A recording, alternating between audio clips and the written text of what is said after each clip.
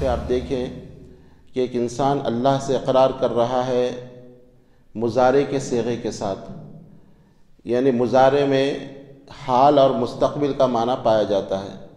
ایاک نعبد، ہم تیری ہی عبادت کرتے ہیں، یعنی حال میں ابھی کر رہے ہیں، اور مستقبل کا بھی معنی دیتا ہے کہ تیری ہی عبادت کرتے رہیں گے، مرے دم تک ہم تیری ہی عبادت کرتے رہیں گے۔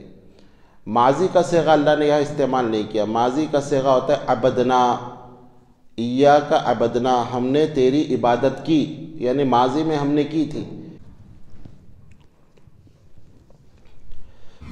اعوذ باللہ السمیع العلیم من الشیطان الرجیم من ہمزہ ونفخہ ونفثہ، بسم اللہ الرحمن الرحیم، الحمد للہ رب العالمین الرحمن الرحیم مالک یوم الدین، ایاک نعبد و ایاک نستعین۔ اللہ تعالیٰ کے فضل و کرم اور اس کی توفیق سے سورہ فاتحہ کی آیت ایاک نعبد و ایاک نستعین ہماری زیر بحث ہے، اور اس کی تفسیر ہم مسلسل سن رہے ہیں کہ تیری ہی ہم عبادت کرتے ہیں اور تجھی سے ہم مدد چاہتے ہیں۔ ان دو ٹکڑوں میں پہلا ٹکڑا کہ تیری ہی ہم عبادت کرتے ہیں، اس سلسلے میں گفتگو ہو رہی تھی۔ یہاں پہ آپ دیکھیں کہ ایک انسان اللہ سے اقرار کر رہا ہے مضارع کے صیغے کے ساتھ، یعنی مضارع میں حال اور مستقبل کا معنی پایا جاتا ہے۔ ایاک نعبد، ہم تیری ہی عبادت کرتے ہیں، یعنی حال میں ابھی کر رہے ہیں، اور مستقبل کا بھی معنی دیتا ہے کہ تیری ہی عبادت کرتے رہیں گے، مرے دم تک ہم تیری ہی عبادت کرتے رہیں گے۔ ماضی کا صیغہ اللہ نے یہاں استعمال نہیں کیا، ماضی کا صیغہ ہوتا ہے عبدنا، ایاک عبدنا، ہم نے تیری عبادت کی، یعنی ماضی میں ہم نے کی تھی۔ تو عربی گرامر میں زمانے کے اعتبار سے دو صیغے آتے ہیں، ایک ماضی کا اور ایک حال میں حال اور مستقبل ہوتا ہے۔ تو یہاں اللہ تعالیٰ نے جو صیغہ استعمال کیا وہ حال کا صیغہ، جس میں حال اور مستقبل دو معنی پائے جاتے ہیں کہ ہم تیری ہی عبادت کرتے ہیں اور کرتے رہیں گے۔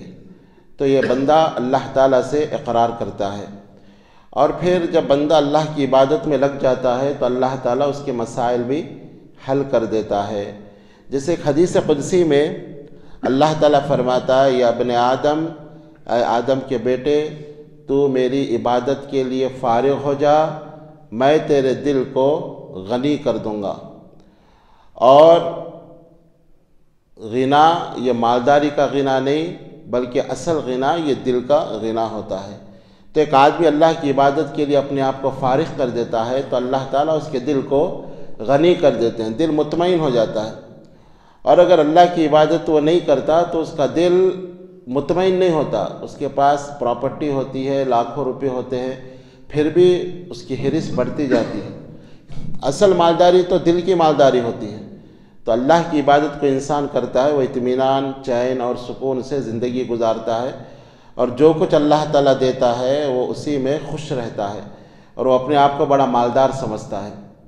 لیکن جو اللہ کی عبادت نہیں کرتا، وہ اللہ تعالیٰ جب دل کی مالداری اس کی ختم کر دیتے ہیں تو وہ دن رات 24 گھنٹے بس مال کمانے میں رہتا ہے، پھر بھی اس کا دل نہیں بھرتا، پھر بھی اپنے آپ کو غریب سمجھتا ہے، خلاش سمجھتا ہے، اور پھر مال ختم ہونے کی فکر ہو جاتی ہے، اور وہ مال کو حاصل کرنے میں وہ دن رات ایک کر دیتا ہے۔ تو اصل مالداری دل کی مالداری ہوتی ہے۔ تو ایک انسان اللہ کی عبادت کے لیے وقت نکالتا ہے تو اللہ تعالیٰ اس کے دل کو مالدار کر دیتا ہے۔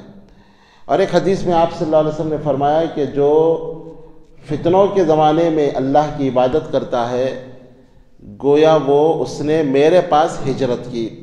ابھی جو زمانہ چل رہا ہے فتنوں کا زمانہ ہے، ہر طرف مصیبتیں، ہر طرف کفر ہے، شرک ہے، برائی ہے، نفاق ہے۔ ایسے ماحول میں اگر کوئی اللہ کی عبادت کرتا ہے، اس کی عبادت کے لیے وقت نکالتا ہے، تو اس کی فضیلت یہ ہے کہ گویا اس نے اللہ کے نبی کی طرف ہجرت کی۔ نبی صلی اللہ علیہ وسلم کے پاس ہجرت کرنے کا بہت اونچا ثواب ہے۔ اور پھر اللہ کے نبی کی معیت، اس کی صحبت، اللہ کے نبی کا قرب، اس کو نصیب ہوگا۔ تو خاص کر اس زمانے میں ہمیں چاہیے کہ ہم زیادہ سے زیادہ عبادت کریں، جبکہ فتنے چاروں طرف سے گھیرے ہوئے ہیں، تو اپنے آپ کو اللہ کی عبادت کے لیے فارغ کر دیں۔ اور جہاں نمازوں کا اہتمام کرنا ہے 5 وقت، کسی بھی صورت میں نماز چھوٹنے نہ پائے، نمازوں کا اہتمام کرے۔ اس کے علاوہ بھی چلتے پھرتے اللہ کا ذکر، اللہ کی یاد، ذکر اللہ سے اپنی زبان کو تر رکھے۔ ایک عظیم عبادت ہے کہ بندہ اللہ کا ذکر کرتا رہے، کیونکہ اللہ تعالیٰ نے خود قرآن میں فرمایا فَاذْكُرُونِي أَذْكُرْكُمْ، تم مجھے یاد کرو گے تو میں تم کو یاد کروں گا۔ اور آپ صلی اللہ علیہ وسلم نے حدیث میں اس کی کیفیت بتائی کہ اللہ فرماتا ہے کہ اے آدم کے بیٹے، جب تو مجھے اپنے دل میں یاد کرتا ہے تو میں بھی تجھے اپنے دل میں یاد کرتا ہوں، اور جب تو کسی مجلس میں میرا ذکر کرتا ہے تو میں اس سے بہتر فرشتوں کی مجلس میں تیرا ذکر کرتا ہوں اور تجھے یاد کرتا ہوں۔ تو ہمیں کبھی بھی عبادت سے جو ہے پیچھے نہیں ہٹنا چاہیے، بلکہ ہر وقت اللہ تعالیٰ کی عبادت کے اندر ہم اپنے آپ کو لگانا چاہیے۔ تو یہی ایاک نعبد کی تفسیر ہے کہ ہم مرے دم تک اے اللہ تیری ہی عبادت کرتے رہیں گے۔ یہ ایک بندہ اللہ تعالیٰ سے اقرار کرتا ہے تو ہمیں چاہیے کہ ہم اس پر عمل کرنے کی کوشش کریں۔ اللہ تعالیٰ سے دعا ہے کہ اللہ تعالیٰ صحیح معنوں میں اس کی عبادت کرنے کی ہمیں توفیق عطا فرمائے۔ آمین یا رب العالمین۔ وآخر دعوانا الحمد للہ رب العالمین۔